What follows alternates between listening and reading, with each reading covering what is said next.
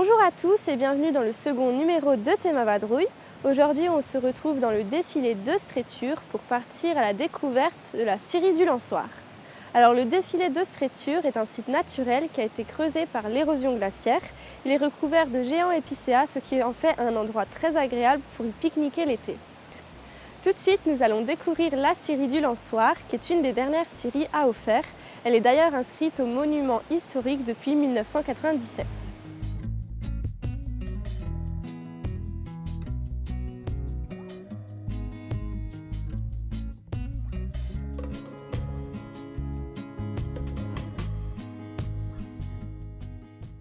Bonjour Benoît, Bonjour. donc vous êtes guide ici à l'association du Lançoir, enfin pour l'association du Lançoir. Oui. Et est-ce que vous pouvez un peu nous parler de ce qu'est une scierie à Auxerre? Alors c'est un modèle de scierie, un des premiers modèles de scierie qui a été aménagé dans le massif des Vosges.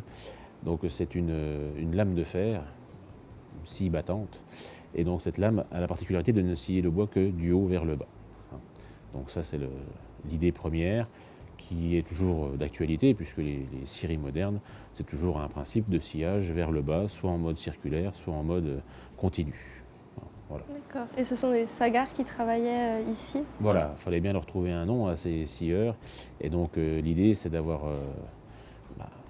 des origines germaniques. La Lorraine a été très souvent occupée par les Prussiens, les Allemands. Et c'est vrai que scieur en allemand se dit Zäger. Et le patois du coin, le patois des Vosges, c'est le sagar qui a été donné comme nom aux scieurs. D'accord. Et donc la scierie lie le savoir-faire des hommes avec la forêt et l'eau, puisque la scierie fonctionne avec l'énergie hydraulique, Voilà. c'est ça? Tout à fait. Donc, force hydraulique, on connaît ça depuis des siècles. Donc, à la construction en 1620 de cette scierie, on avait une roue en bois traditionnelle, et on a bénéficié de la révolution industrielle en 1850 avec une installation de turbine, donc une roue en acier.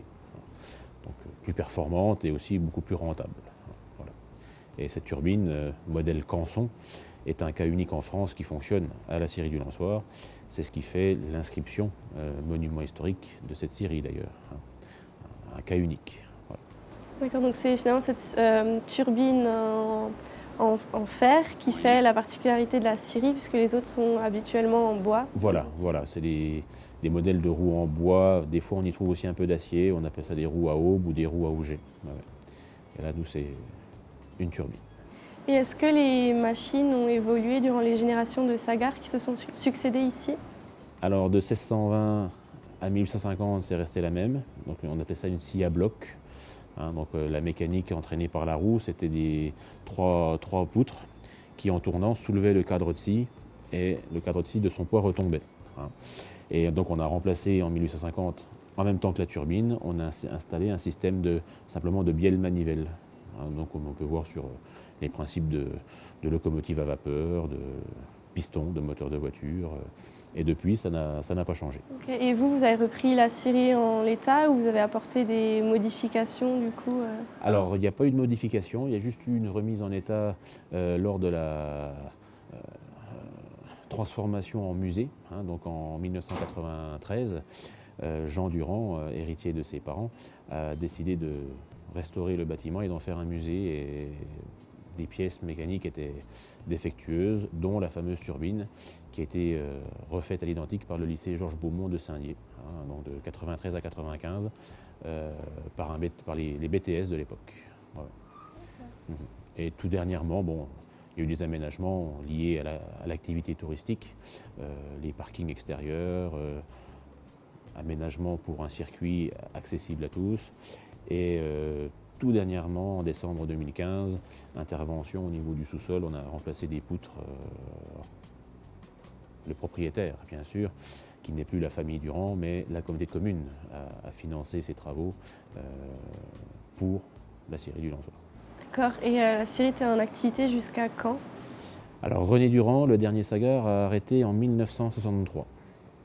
Et donc depuis, ce n'est plus une scierie à vocation industrielle, c'est vraiment un outil pédagogique. Vous avez fait de cette Syrie un lieu unique puisque des concerts, des pièces de théâtre sont déjà jouées ici. Est-ce que vous avez des événements programmés pour 2016? Alors, c'est vrai qu'il y a une envolée un petit peu de ces activités annexes des visites de la Syrie. Donc, vous parlez d'animation, effectivement, on a diverses animations tout au long de la saison estivale. Cette année, la première, c'est l'animation Poéma, qui a lieu grâce à la médiathèque des Vosges. Donc il y aura des poèmes, des contes, accompagnés avec un violon, je crois, ou un accordéon. Et donc ça a lieu le samedi 20 février. Après, on enchaîne sur la participation à la Semaine de la Forêt. Donc nous, on participe, c'est le 26 et 27 mars, je crois.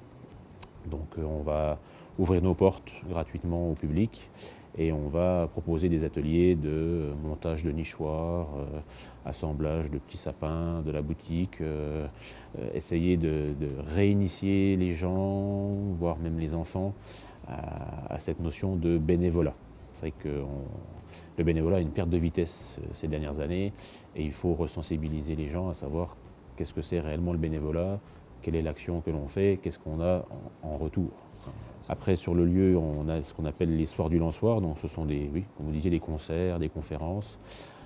Pour l'instant, la programmation est en train de se faire, on n'a pas tout à fait les groupes et les dates qui soient figées pour l'instant.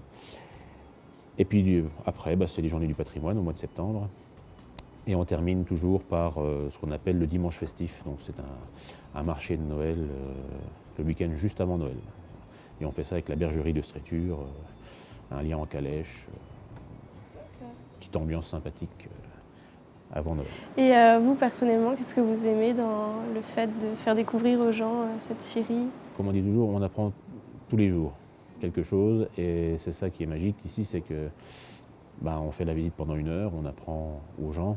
Et en retour, on a leur expérience. Donc, ce qu'eux ont vécu étant plus jeunes, ce qu'ils ont fait comme travail, ce qu'ils ont en lien comme connaissance sur la machine. Et ça, c'est une richesse de tous les jours. Ça, c'est le côté agréable de la chose. Chaque année, la Syrie accueille 11 000 visiteurs. Elle a reçu le prix régional pour l'accessibilité pour tous à la culture et un label d'accès aux personnes handicapées. Vous l'aurez compris, la Syrie du Lançoir est une sortie originale à faire pour petits et grands, permettant un voyage dans le temps en découvrant la vie du Sagar. C'est ici que s'achève notre émission. On se retrouve la semaine prochaine et en attendant, n'hésitez pas à donner votre avis sur Facebook et Twitter de Théma TV.